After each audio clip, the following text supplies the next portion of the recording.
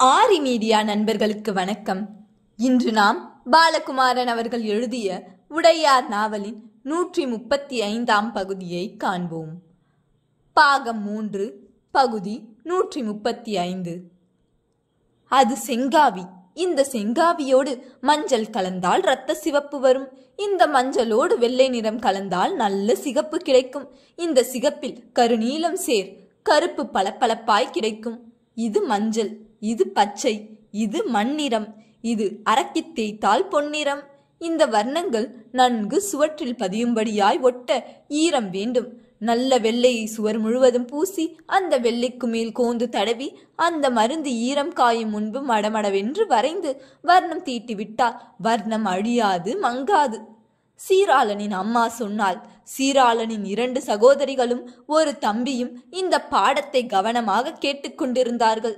சீராளனின் தகப்பன் வெளியே உட்கார்ந்து செங்காவியை புடைத்து புடைத்து துணியில் சலித்து வஸ்திரகாயம் என்ற வித்தையை செய்து கொண்டிருந்தார். மிக மிக நுண்ணிய அளவில் செங்காவி தூள் ஒரு மரக்குடுவையில் விழுந்து கொண்டிருந்தது. துணியில் நின்ற திப்பியை மறுபடியும் அம்மியில் கொட்டிவிட்டார். மீண்டும் அரைக்க துவங்கினார். பாவம், 15 நாட்களாக அரைத்து கொண்டிருக்கிறார். இதற்கு சரியான ஆட்கள் கிடைத்தால் போதும். அவர் ஓவியம் வரை உட்கார்ந்து விடுவார். உங்களுக்கு கோடுகள் பற்றி மிக தெளிவாக சொல்லிக் கொடுப்பார். ஆனால் காற்றில் பட்ட ஓவியம் மெல்ல மெல்ல கலையிழக்கத்தானே செய்யும். ஒரு தங்கை கேட்டாள். சீராளன் அவளை பார்த்து புன்னகை செய்தான். கெட்டிக்காரி என்றான். ஆமாம், அதனால்தான் ஓவியங்களை வெளியே வரையாது உள்ளுக்குள்ளே கருவறை போன்ற இடங்களில் வரைவது வழக்கமாக இருக்கிறது. இப்போது நம்முடைய பணி என்ன? கோவிலில் ஓவியம் வரைவதா? இல்லை, கோவில் கட்டவே ஆரம்பிக்கவில்லையே, பிறகு ஓவியம் வரைவது எப்படி? அப்படியானால் நமது பணி என்ன? திரை சீலைகள் வரைவது. திரை சீலைகளில் கற்சிற்பங்களுக்கான மாதிரி ஓவியங்களை வரைவது. கல்தச்சர் இப்பொழுதுதான் சொல்லிவிட்டு போனார். வரைந்து பழகுங்கள், துல்லியமான கோடாக இழுப்பதற்கும் தெரிந்து கொள்ளுங்கள் என்று சொன்னார். எனக்கு புரியவில்லை அம்மா. கோட்டு சித்திரங்கள் வரைந்து அதற்கு வர்ணம் தீட்டினால் புடைப்பு சிற்பங்களாகவோ அல்லது முழு சிற்பங்களாகவோ செய்து விடுவார்கள். புடைப்பு சிற்பங்களாக செய்வதென்றால் பின்பக்கம் எப்படி இருக்க வேண்டும் என்பதை நாம் வரைய தேவையில்லை. ஆனால் முழு சிற்பங்களாக இருக்க வேண்டுமென்றால் பக்கவாட்டு சிற்பங்களையும் நாம் வரைய வேண்டியிருக்கும். அதற்குத்தான் நீங்கள் பழகி கொள்ள வேண்டும். வெள்ளை துணிகள் அவர்கள் வீட்டில் அம்பாரமாய் குவிந்திருந்தன. இதை இறுக்கி கட்ட மடித்து தச்சர்கள் கொண்டு வந்து கொடுத்தார்கள். அதன் மீது வெள்ளை வர்ணம் அடித்து பெரிய ஓலை கொட்டகையில் தூசு படாமல் அதை வைத்திருந்தார்கள். ஈரம் போன பிறகு வெயிலில் வைத்து உலர்த்தினார்கள். வெள்ளை துணியில் வெளிச்சம் பட்டு அந்த இடமே பிரகாசமாக இருந்தது. தெற்கு பக்க புறம்படியில் கோட்டைக்கு உள்ளே போகின்ற ஒரு நுழைவாயில். அவர்களுக்கு மிக பெரிய குடிசைகள் ஒதுக்கப்பட்டிருந்தன. வைக்கோல் 2 வண்டி கொண்டு வந்து அவர்களே பிரியாக கட்டி மேற்கூரை செய்து கொண்டார்கள். உள்ளுக்குள் வெப்பமே வரக்கூடாது என்று ஓலை தடுக்குகளை வாங்கி வந்து கூரைக்கு கீழ் இருக்க கட்டி சதுர தடுப்பு போட்டிருந்தார்கள். கூரைகளை அதிகம் தாழ வைக்காமல் சற்று உயரமாகவே இருந்தது. சமையல் அறையில் புகை போவதற்காக ஓலை தடுப்பை தூக்கி கட்டியிருந்ததால் புகை வெளியே போயிற்று. ஓவியம் வரையும் இடம் மிக சுத்தமாக இருந்தது. சோமஸ்கந்தர் படம் பெரிதாக வரைந்து அதை சட்டமிட்டு மாட்டியிருந்தார்கள். காலடியில் பூ கொட்டியிருந்தார்கள். வேறொரு இடத்தில் ஆள் உயரத்தில் வீராட புருஷனின் ஓவியம் வரையப்பட்டிருந்தது. அதற்கு நெட்டியால் மாலை செய்து போட்டிருந்தார்கள். வீட்டு வாசலில் கருப்பு நிறத்தில் கணபதி வரைந்திருந்தார்கள். சரஸ்வதி தேவியின் படம் ஒன்றும் வைக்கப்பட்டிருந்தது. வீட்டு வாசலில் குதிரை கட்டிவிட்டு குணசீலன் கீழே குதித்தான். இது ஓவியர் வீடுதானே என்று உள்ளே நுழைந்தான். குணசீலன் அவர்கள் வரவேற்றார்கள். உங்களை பற்றி கேள்விப்பட்டிருக்கிறோம் என்று சந்தோஷமாக சொன்னார்கள். என்ன உதவி செய்ய வேண்டும் என்று பணிவாக கேட்டார்கள். 4 சக்கரங்கள் கொண்ட ஒரு தேர் வரைய வேண்டும். வில்தான் தேரின் முக்கிய பகுதி. இதனுடைய நடுப்பகுதியில் அச்சு உட்காரும். மற்ற 2 பகுதிகளில் பீடத்தினுடைய சட்டம் உட்காரும் என்று சொல்ல அவர்கள் வில்லை கற்றிக்கொண்டு சோதித்தார்கள். வில்லை பார்த்து படம் எழுதினார்கள். மெல்ல மெல்ல தேர் அங்கு வடிவம் பெற்றது. அடே அப்பா, அந்த அந்தன இளைஞர்கள் கெட்டிக்காரர்கள். நடு அச்சிலிருந்து நேராக ஒரு கட்டை, அங்கே 2 சக்கரம், அதன் மீது பீடம், அதன் மீது சாரதி அமர்வு. இந்த இடத்திலிருந்து இந்த இடம் வரை இடுப்பிலும் கழுத்திலும் அந்த கட்டை இணைத்து விட்டால் அற்புதம் அற்புதம். அவன் வியந்தான். வாசலில் உட்கார்ந்து வர்ணம் எடுத்துக் கொண்டிருப்பது யார்? எங்கள் தகப்பனார். ஏன் அவர் இதை செய்து கொண்டிருக்கிறார்? ஓவியம் வரைய அவர் ஏன் வரவில்லை? இந்த இடிப்பது மிக நுணுக்கமான வேலை, அலட்சியமாக செய்யக்கூடாது. அதனால்தான் அவர் உட்கார்ந்து இடித்துக் கொண்டிருக்கிறார். கடவுளே, அத்தனை மூட்டை காவியையும் இடிப்பதென்றால் வேறு வேலையே செய்ய முடியாமல் போய்விடுமே. ஆமாம், அந்த கவலை எங்களுக்கும் இருக்கிறது. சரி, நான் ஆட்கள் அனுப்புகிறேன், நல்ல இளைஞர்களை அனுப்புகிறேன், இடிக்க சொல்லிக் கொடுங்கள்.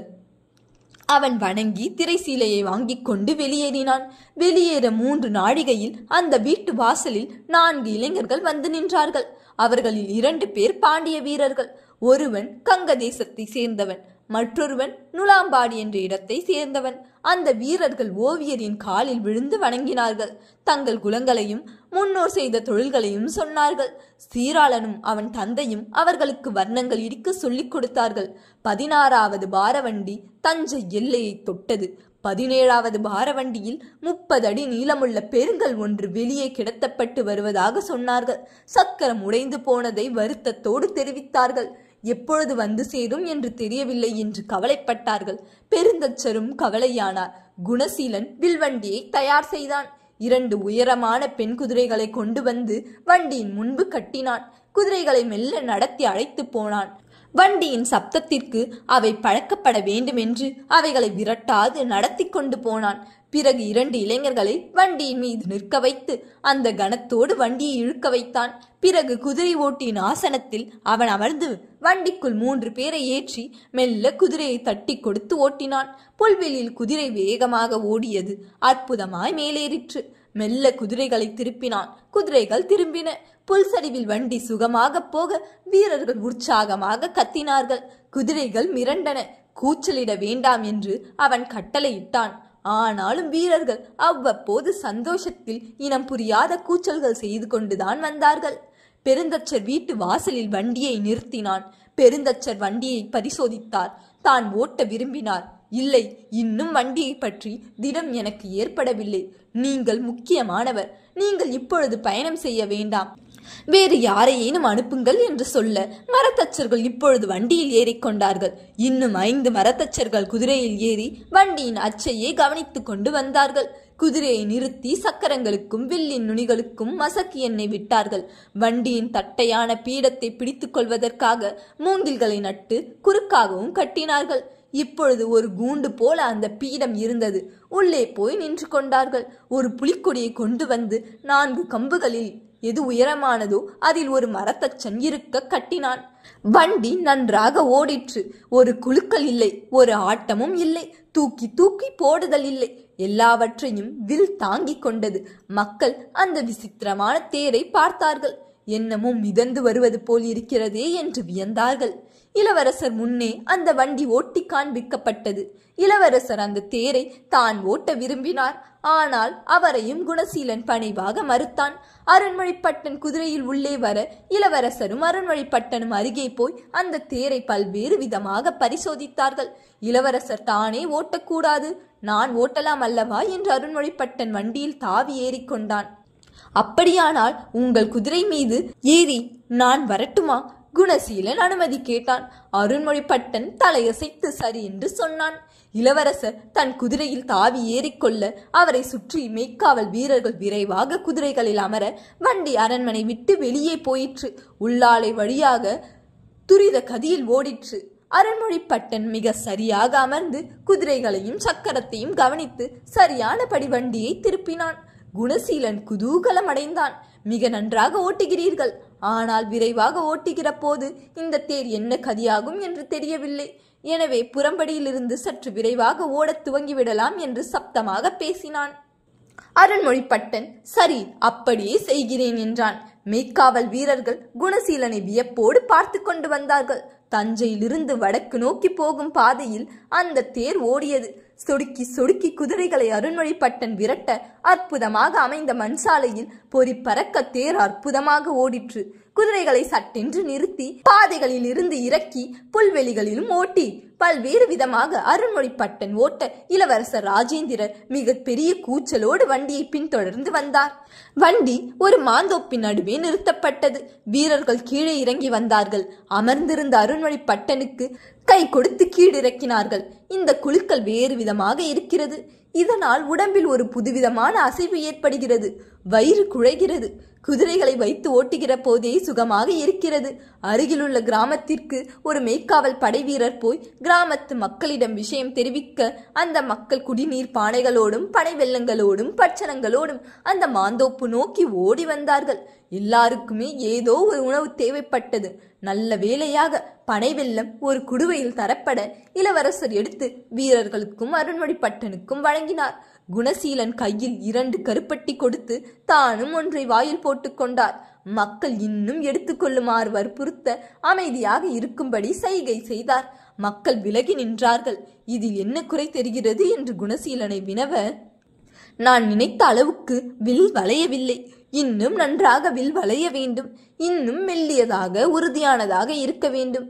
வேறு ஏதோ கவலையோடு சொன்னான். மரங்களும் இத்தனை கனமானதாக இருக்க வேண்டாம். தேக்கு மரங்களை தேர்களுக்கு போடுவது நல்லதே அல்ல. மாறாய் இலுப்பை கட்டைகளும் மாம் பலகைகளும் இழைத்து செய்தால் உறுதியாகவும் இருக்கும், சற்று வளைவாகவும் இருக்கும். மசக்கு எண்ணெய் தடவியது அற்புதம். வண்டி வழுக்கிக் கொண்டு ஓடுகிறது. அருண்மொழிப்பட்டன் வியப்போடு வண்டியை சுற்றி வந்து சொன்னான். இப்பொழுதே ஆண் குதிரைகளை கட்டி பார்க்கலாமா? இளவரசர் பரபரத்தார். எல்லோரும் திகைத்து நின்றார்கள். மெய்க்காவல் படையில் உள்ள வீரர்களிடமிருந்து குதிரைகள் வாங்கி சேணம் மாட்டி அதை வண்டியில் கட்டினார்கள். குணசீலன் கலவரத்தோடு வண்டியை சுற்றி சுற்றி வந்தான். அந்த குதிரைகளும் வண்டியின் வேகத்திற்கும் இணையாகுமா என்ற யோசனை வருகிறது. வண்டியை நிறுத்த முடியாது போனால் என்ன செய்வது என்று பயம் வருகிறது. அந்த அளவு வேகம் கூடிவிட்டால் மிக சிரமமாகவும் இருக்குமே என்பது ஒரு எண்ணம். ஆனால் இளவரசர் அவன் பேச்சை காதில் போட்டுக் கொள்ளவில்லை.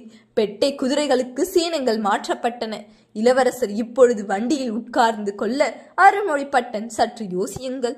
இப்பொழுது நீங்கள் கட்டியிருக்கிற குதிரைகள் மிகவும் முரடானவை. அருகே அமர்ந்து சேணத்தை இருக்கினாலும் கூட திமிரி ஓடுபவை. நீங்கள் தொலைவில் உட்கார்ந்து சேணத்தை என்ன இருக்கினாலும் அவை வேகம்தான் காட்டுமே தவிர உங்களுக்கு கீழ்ப்படியாது. வண்டியினுடைய அமைப்பு வேறு எப்படி என்று தெரியவில்லை. நீங்கள் ஓட்ட வேண்டுமா? என்னிடம் விட்டுவிடுங்கள் என்று கெஞ்சினான். நீ ஓட்டியது போதும், இப்பொழுது நான் ஓட்டுகிறேன். ஓட்டுங்கள்.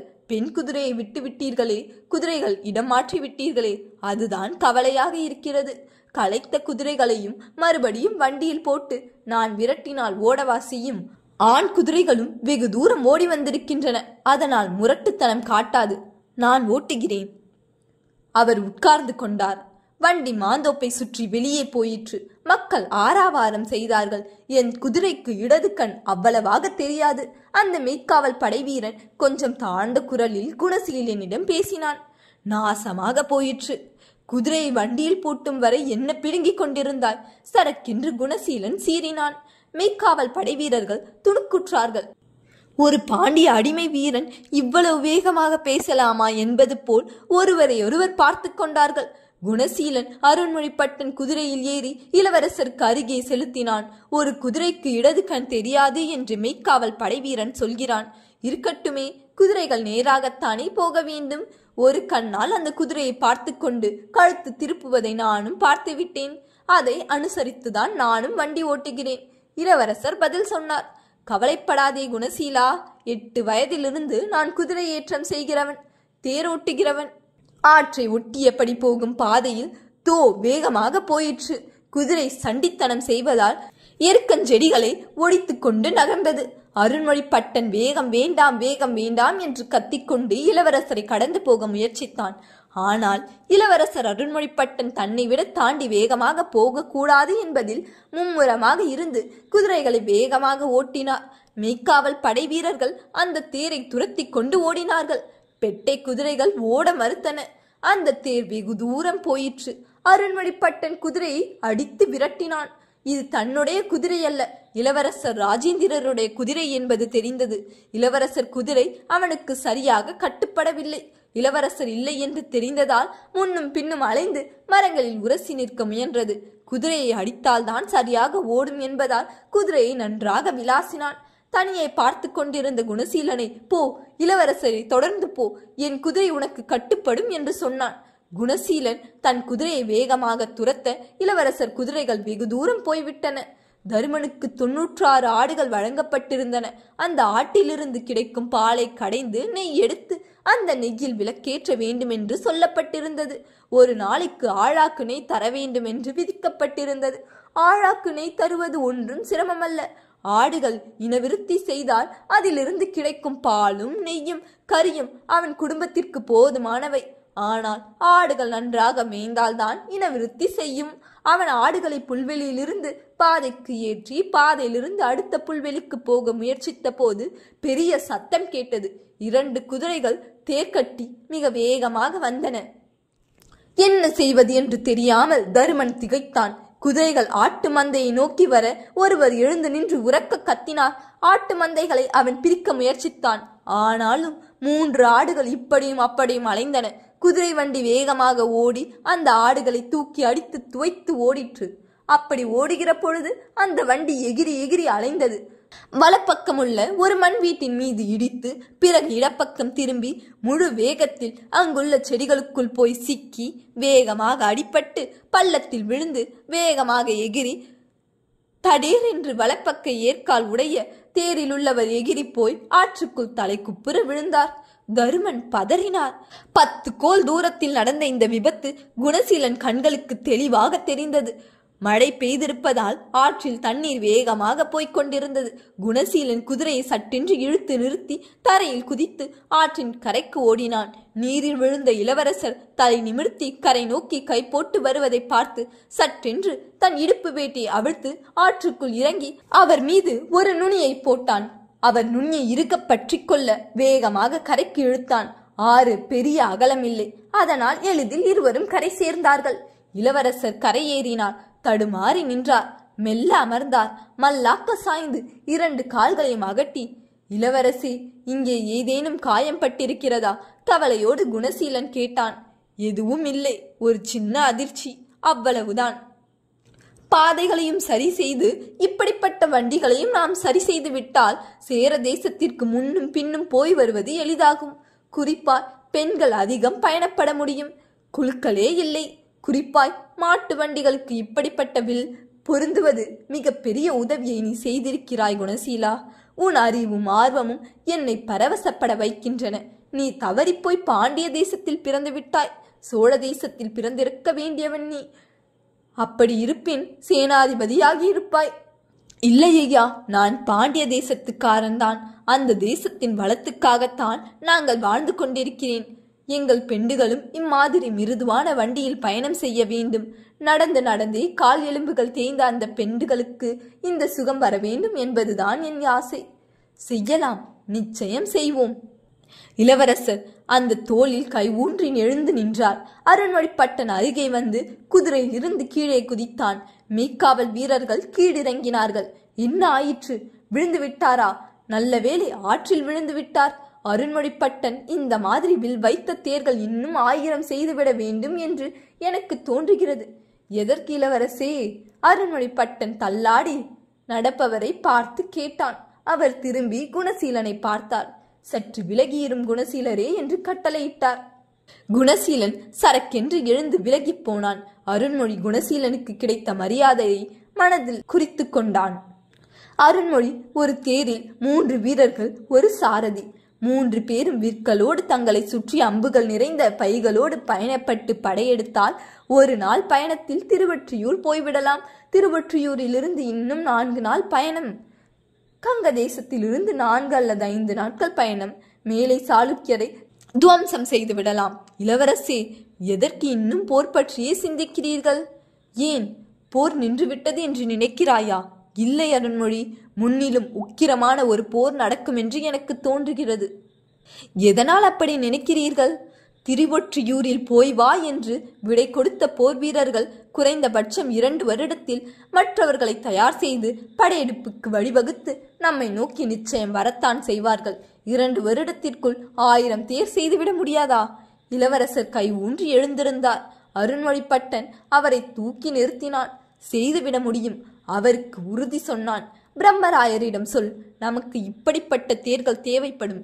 உடைந்திருந்த தேரை குடந்தைக்கு அனுப்பு. குடந்தையில் தேர்கள் செய்ய சொல்.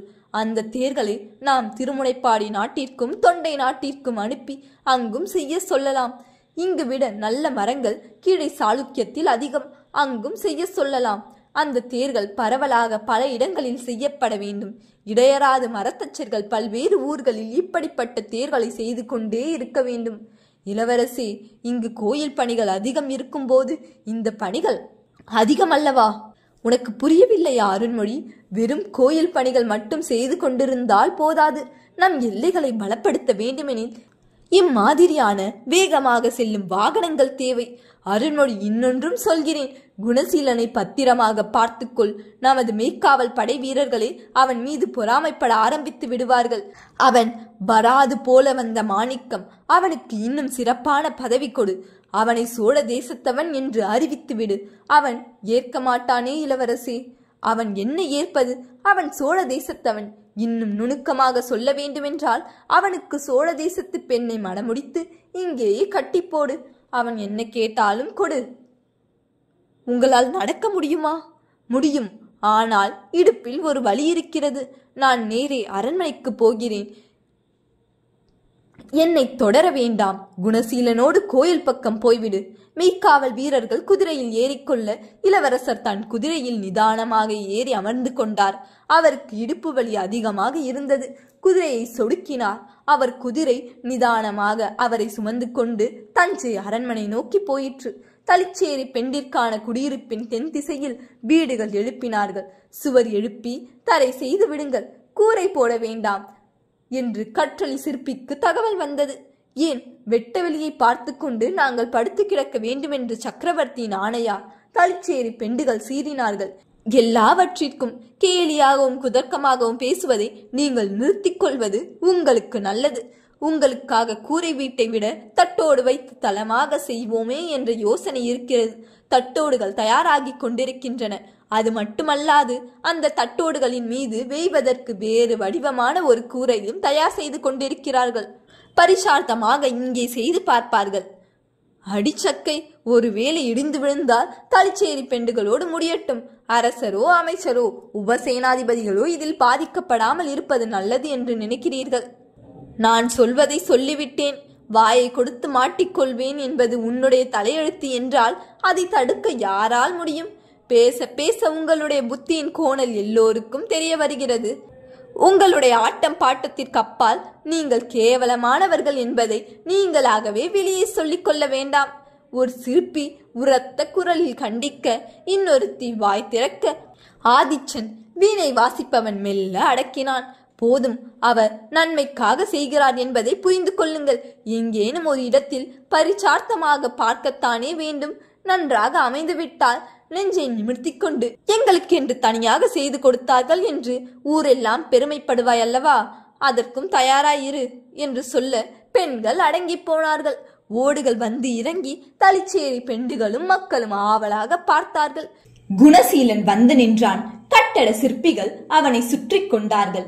பணந்துண்டங்களுக்கு பதிலாக நல்ல மரக்கட்டைகளை ஒரு உத்திரமாக அடுக்குங்கள். மெல்லிய மரப்பட்டைகளை குறுக்காக வையுங்கள். இந்த உத்திரங்கள் நிற்பதற்காக பெரும் உத்திரங்கள் போட்டு தூண் நடுங்கள். மெல்லிய மரப்பலகைகள் மீது தட்டோடுகளை அடுக்கி கொண்டு வாருங்கள். அந்த தட்டோடுகளுக்கு மேல் 2 பக்கமும் வளைவு வைத்து ஒரு கோடாக இருக்கின்ற ஓடுகளை வையுங்கள். உச்சியில் வெறுமே உள்ளங்கை போல் குவிந்த வளைவு ஓடுகளை அடுக்கிவிடுங்கள். மழை ஒரு சொட்டு கூட உள்ளே விழாது. இன்னொரு விஷயம், ஓடு வைக்கும் போது உள்ளுக்குள்ளே வெள்ளை வண்ணம் அடித்து விடுங்கள். ஆக கூரை பிரகாசமாக இருக்கும். ஒரு விளக்கு அடியில் எடுத்து வைத்தால் வெள்ளையில் அடித்து திரும்ப வரும். மரத்தில் வர்ணம் பூச வேண்டுமா? நிச்சயம் பூச வேண்டும். அது மரத்தை பாதுகாக்கும். வர்ணத்திற்கு எங்கே போவது? சீராளனிடம் சொல்லுங்கள். அவன் மரத்திற்கு எந்த வர்ணம் பூசுவது என்பதை தெளிவாக சொல்வான். குணசீலன் சொல்லிவிட்டு போனான். குணசீலன் சொல்லிவிட்டு போன பிறகு சீராளன் வந்து நின்றான். அந்த ஓவியனை எல்லோருக்கும் தெரிந்திருந்தது. தளிச்சேரி பெண்டுகள் அவனை சூழ்ந்து கொண்டு வரவேற்றார்கள். சிறு பெண்கள் இவனை பார்த்து நாணினார்கள். ஒளிந்தும் மறைந்தும் பிறகு நேரே வந்ததும் அவனுடைய கவனத்தை திருப்ப முயற்சி செய்தார்கள். இந்த குணசீலர் ஒரு ஞானி, சகலகலா வல்லவர். எதையும் அவர் கூர்மையாக பார்க்கிறார், தெளிவாக சிந்திக்கிறார். இந்த தட்டோடு மிக அற்புதமான விஷயம், உள்ளுக்குள் சத்தமே வராது, வெப்பம் வராதிருக்க வேறு ஒரு விஷயம் இங்கு ஒரு கட்டட சிற்பி செய்தார். யாரது? கங்க தேசத்து கட்டட சிற்பி, அடிமை வீரன். இங்கு கரியமாணிக்கம் என்றொரு பெண். அவர் வீடு மிகுந்த வெக்கையாக இருந்தது. அவர் கூரையை தூக்கி உள்ளிருக்கும் காற்று வெளியே போக ஏற்பாடு செய்தார்.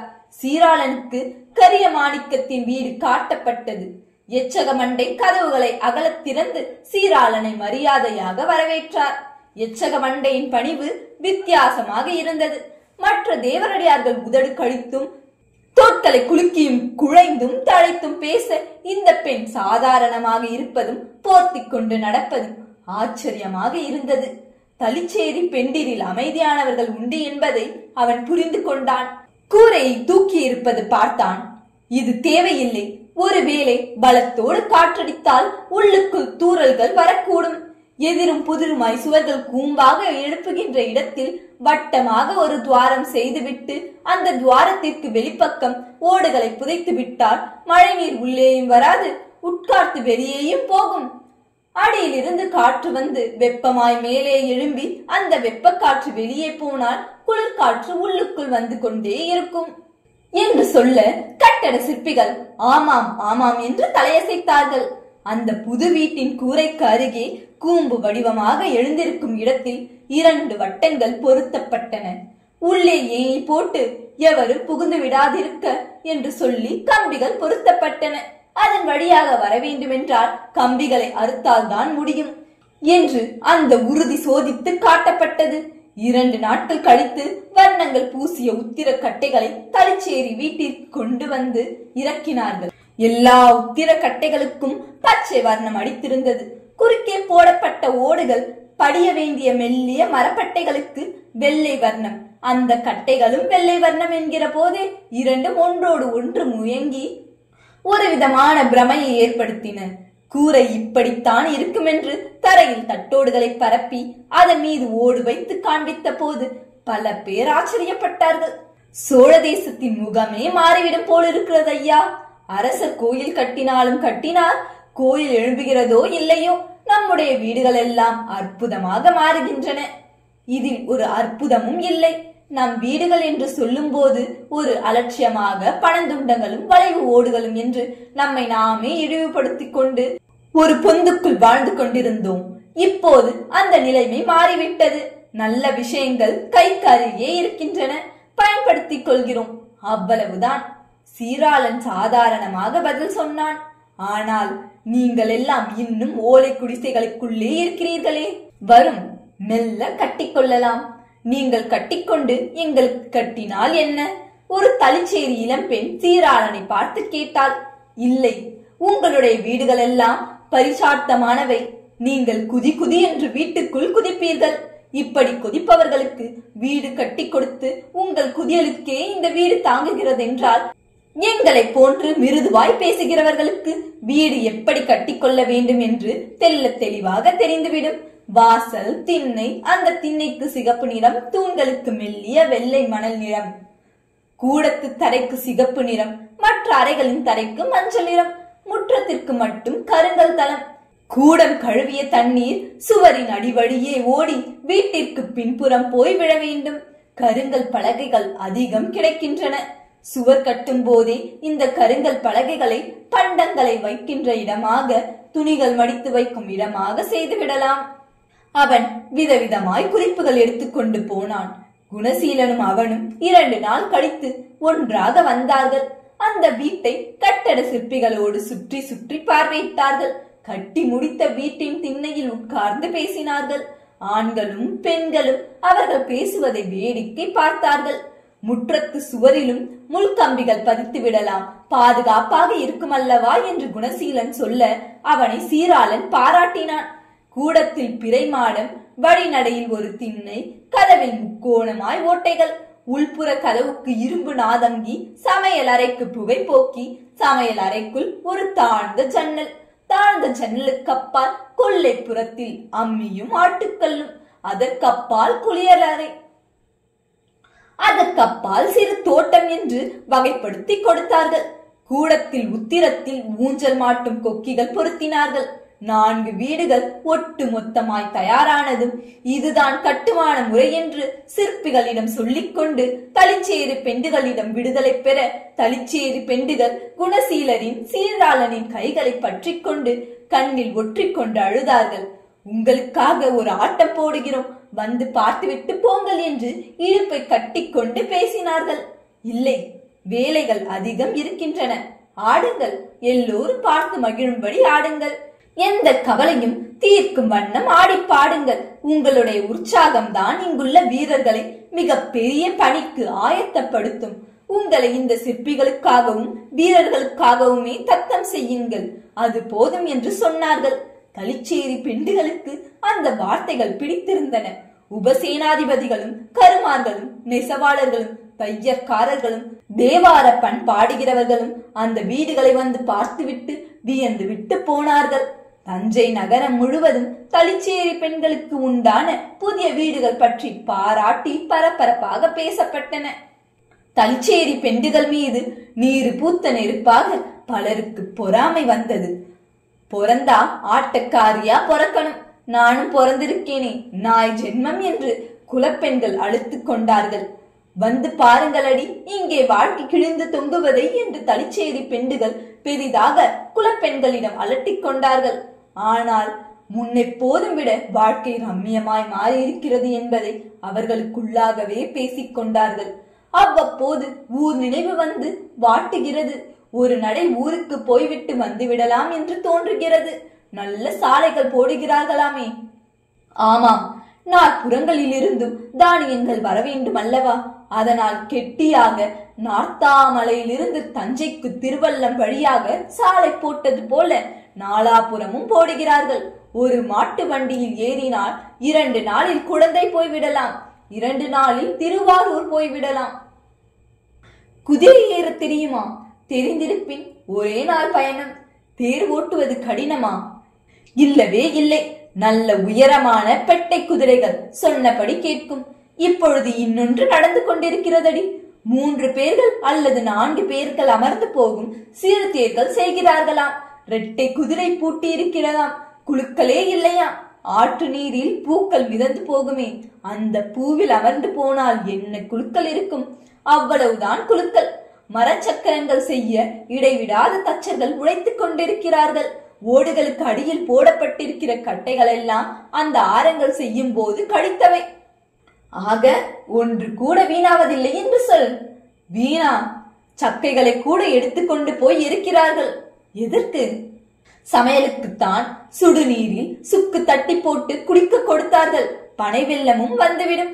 அப்படி பனை வெல்லம் வந்துவிட்டால் இன்னும் அந்த சுவை நீர் நன்றாக இருக்கும். வாழ்க்கையே மாறிக்கொண்டிருக்கிறதல்லவா? ஆமாம், எல்லார் வாழ்க்கையும் மாறிக்கொண்டிருக்கிறது. இதற்கு காரணம் கோவில் கட்டுவதா? இல்லை, போரில் வெற்றி பெற்றது. என்னடி சொல்கிறாய்? இதற்கு முன் போர் நடந்ததில்லையா? போரில் வெற்றி பெற்றதில்லையா? இப்பொழுது கோவில் கட்டுவதால் தானே இத்தனை மாற்றங்கள் ஏற்படுகின்றன. போரில் இதுவரை வெற்றி பெற்றிருக்கிறோம், தோல்வியற்றிருக்கிறோம். ஆனால் சக்கரவர்த்தி ஸ்ரீ ராஜராஜ தேவர் ஆளுமைக்கு வந்த பிறகு தோல்வி என்பதே இல்லை. குடந்தையிலிருந்து தஞ்சை வரை எல்லா கிராமங்களிலும் 3-4 ஆட்டுப்பட்டிகள் இருக்கின்றன. ஆடுகள் அதிகமாகிவிட்டன. யாதவர்களுக்கு அதிகமான வேலை. திருவாரூரில் இடையர்கள் வாசலில் வந்து மாடு இருக்கிறதா என்று கெஞ்சுவார்கள். இப்பொழுது அவர்களை மற்றவர்கள் கெஞ்சிக் கொண்டிருக்கிறார்கள். மேய்ப்பதற்கு யாதவர்கள் இல்லாததால் தங்கள் வீட்டு எருமைகளையும் பசுக்களையும் பெண்களே ஓட்டி போய் மொய்த்து விட்டு வருகிறார்கள். நீண்ட கயிறுகள் கொண்டு போய் மாட்டு கொம்பில் கட்டி முளையடித்து நிற்க வைத்து புல்வெளியில் விட்டு விட்டு வருகிறார்கள். மாலை போய் அழைத்து வர ஏற்பாடாகிறது. பாலும் வெண்ணையும் நெய்யும் குறைவர கிடைக்கின்றன.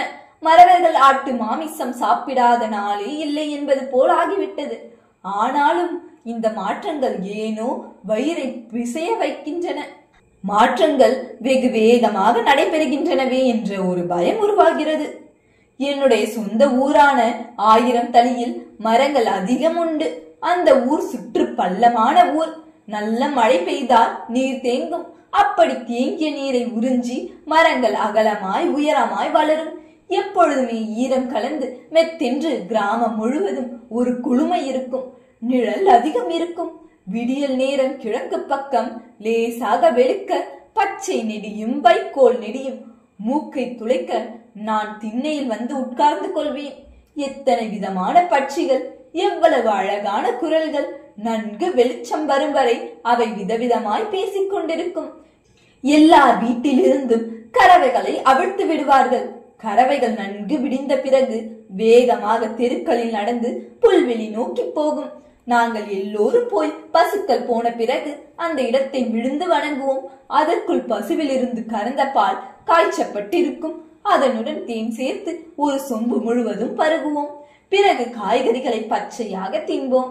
நன்றாக வெயில் வரும் நேரத்தில் ஒரு ஆட்டம் ஆடுவோம். பிறகு குளிக்க போவோம். இங்கு அப்படி எதுவும் செய்யவே முடியவில்லை. தஞ்சையில் குயில்களே கூவதில்லையே என்று பயமாக இருக்கிறது. நகரை சுற்றியுள்ள மரங்கள் எல்லாம் வெட்டி சாய்க்கப்பட்டு பலகைகளாக அறுக்கப்பட்டு இப்படி கூரைகளாகவும் படுக்கைகளாகவும் மாறிக்கொண்டிருக்கின்றன. வீட்டு வாசலில் சரிவு கூரை போட்டிருப்போம். அங்கே வரிசையாக கயிற்றுக்கட்டில்கள் போட்டு பெண்கள் எல்லோரும் போர்த்தி கொண்டு தூங்குவோம். சிலுசிலுவென்ற உடம்பு முழுவதும் வருடி கொடுக்கிற காற்று வீசிக்கொண்டே இருக்கும். தஞ்சையில் ஏனோ காற்று வெப்பமாகவே இருக்கிறது. ஒரு புழுக்கமாக நிரந்தரமாக இருக்கிறது. ஏன் எப்படி? மக்கள் கூட்டம் அதிகம். அதனால்தான் ஒருத்தி சொன்னாள். அது மட்டுமில்லை, ஓயாத ஒளிச்சத்தம், மனிதர்கள் சப்தம், மாட்டு வண்டிகள், குதிரை வண்டிகளின் சப்தம். வீடெல்லாம் வசதிதான், ஆனால் நிம்மதி இல்லை. மண் தரையின் சுகம் இல்லை. ஓலை குடிசையின் குளுமை இல்லை. இந்த வீடு எனக்கு அந்நியமாக இருக்கிறது. என்னோடு ஒட்டவில்லை. வீட்டுக்குள் குடி புகுந்தவள் பேசினாள். உனக்கு வயதாகி விட்டதடி. ஏதோ ஒரு விதமாக வாழ்ந்து விட்டாய். அதையே மனம் பற்றி கொண்டிருக்கிறது. இங்குள்ள இளப்பெண்களை கேட்டுப்பார். 10 வயதுதான் ஆகிறது. நெஞ்சே நிமிரவில்லை. இவளாக துணிக்கந்தை சுருட்டி வைத்துக் கொண்டு நெஞ்சு வந்து விட்டது போல மேலே போர்த்தி கொண்டு அலைகிறாள். அவளுக்கு இந்த வீடு மிகவும் பிடித்து விட்டது. அவள் குயில் கூவதையோ பச்சை மரங்களையோ மழை நீர் தேக்கத்தையோ பார்க்கவே இல்லை. அவளுக்கு தெரிந்தது இந்த கூச்சல், கூரை, சிகப்பு திண்ணை. நீ நிதானமாக உன் தாய் கொடுத்தபடிதானே ஆடுகிறாய். அவள் இன்னும் துரிதமாக செயல்படுகிறாள். மறவர்கள் வேடுவன் வேடு வச்சு கை தட்டுவதை பார்த்து விட்டாள் அல்லவா? இப்பொழுது விதவிதமாக ஜோடிகள் ஆடுவதை அபிநயம் செய்கிறாள். என்ன அபிநயம்? ஒரே குதூகலமாக கூத்தாடுகிறார்கள். முழவையும் மத்தளத்தையும் துரிதமாக இசைக்க சொல்லி உடைகள் பறக்க ஆடுகிறார்கள். மறவர்கள் காசு அள்ளி போட வாரிக்கொண்டு ஓடுகிறார்கள். மொத்தமும் கொண்டு வந்து இங்கே கொடுப்பதில்லை. கொஞ்சம் அவர்களே வைத்துக் கொள்கிறார்கள். அப்படி ஒரு திருட்டுத்தனமும் நடக்கிறது. அந்த காசுக்கு வெள்ளி நகைகள் வாங்குகிறார்கள். பொன் முலாம் பூசிய செப்பு நகைகள் வாங்குகிறார்கள். சந்தன எண்ணெயும் குங்குமமும் உதட்டு சாயமும் தலைக்கு வாசனை பொடியும் தடவிக்கொள்கிறார்கள். உள்ளாலை சந்தைகளில் புகுந்து புறப்பட்டு வருகிறார்கள். எதுவும் கெடுதல் நடக்காதா? இதுவரை நடக்கவில்லை. மறவர்கள் ஏதாவது கேலி செய்வார்களே, இவர்களும் பதிலுக்கு செய்துவிட்டு வருகிறார்கள். வெட்கப்படாத ஒரு தளிச்சேரி பெண்கள் கூட்டம் உருவாகிவிட்டது என்று சொல். அப்படித்தான் இருக்கிறது. பேச்சு பேச்சு, ஓயாத பேச்சு. காலையில் சுடுகஞ்சியை குடித்துவிட்டு மிச்ச பொழுதுக்கு வந்து உணவருந்தி தூங்கிவிட்டு மறுபடியும் புறப்பட்டு போய் இரவு ஊரடங்கும் நேரத்திற்கு வருகிறார்கள். எப்பொழுது நாட்டியம் ஆடுவாய் என்று கேட்டால் வாரத்திற்கு 2 முறை நாட்டியம் ஆடினார். அது என்ன வகையில் சேர்த்தி? என்ன படிப்பு வரும்? அவள் எங்கு போய் எந்த மேடையில் ஆட முடியும்? சில சமயம் வயிற்றுக்கு நடுவே ஒரு பயம் வந்து கவ்விக்கொள்கிறது. இந்த பெண் அசிங்கமாய் போய்விடுவாளோ என்ற கலவரம் ஏற்படுகிறது. பதிவார்தான் தளிச்சேரி பெண்டிர்தான் ஆண்களின் கண்களை நேருக்கு நேர் பார்த்து பேசுகின்ற விஷயத்தை கற்றுக்கொண்டவள்தான். ஆனால் அதற்காக தொட்டு தொட்டு பேசுவதா? அது ஆணை கிளர்ச்சியுற செய்யாதா? இப்படி சொன்னால் கோபம் வருகிறது. என்ன, எவனுக்காவது திருமணம் முடித்துவிடு, அவனோடையே வாழ்ந்து சாகிறேன் என்று உரக்க கத்துகிறாள். சாவதற்குத்தான் திருமணம் என்று இவளுக்கு யாரோ சொல்லிக் கொடுத்திருக்கிறார்கள். அந்த 2 தளிச்சேரி மத்திம வயது பெண்களும் வெறுமே தரை பார்த்து நெடு நேரம் உட்கார்ந்து கொண்டிருந்தார்கள். பகுதி 135 இத்துடன் முடிகிறது. அடுத்த பகுதியில் உங்களை காணும் வரை உங்களிடமிருந்து விடைபெறுவது உங்கள் நான். இந்த வீடியோ உங்களுக்கு பிடிச்சிருந்தால் லைக் பண்ணுங்க, ஷேர் பண்ணுங்க, கமெண்ட் பண்ணுங்க. மேலும் இது போன்ற வீடியோக்களை காண்பதற்கு ஆரி மீடியா சேனலை சப்ஸ்கிரைப் பண்ணுங்க. நன்றி.